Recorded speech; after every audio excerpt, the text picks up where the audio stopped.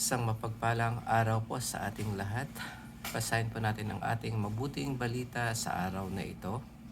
Ayon kay San Marcos, chapter 3, verse 20 hanggang 21. Papuri sa iyo, Panginoon.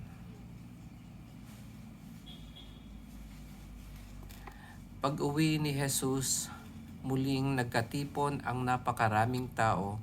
Ano pat hindi man lamang makuhang kumain ni Jesus at ng kanyang mga alagad.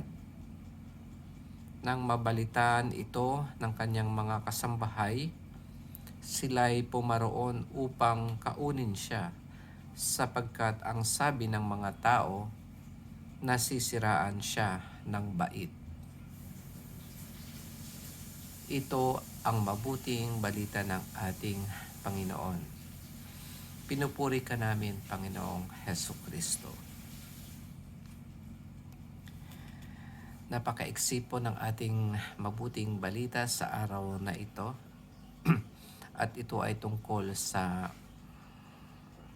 kay Jesus na sinasabing nasisiraan ng bait. Ito ay ayon sa kanyang mga kasambahay. Meron din dito nakalagay o kaya ay kanyang mga kaibigan. Ito ay dahil doon sa kanyang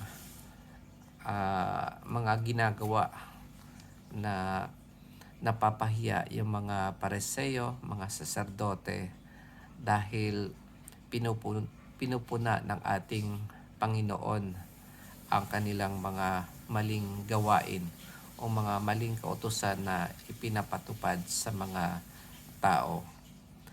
At siguro sa ating buhay, meron tayong mga matuwid na ginagawa na labag sa mga maling ginagawa ng ating mga kaibigan.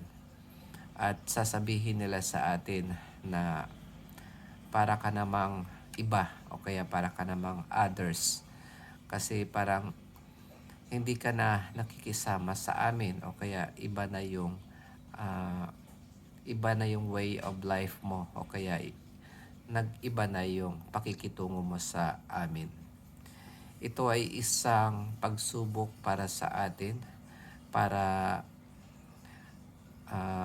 kung saan tayo dapat mamuhay. Kung tayo ba ay kailangang mamuhay ayon sa takbo ng mundo o kaya ay sa takbo ng mga aral ng ating Panginoon at ating Diyos. Ito po ay isang struggle o ito ay isang pagsubok sa atin para mas lalong tumibay ang ating pananampalataya sa ating Panginoon, dahil hindi maiiwasan na may mga taong tutuligsa sa atin at sisiraan tayo dahil tayo ay mga dati nilang kasama at kilala nila tayo.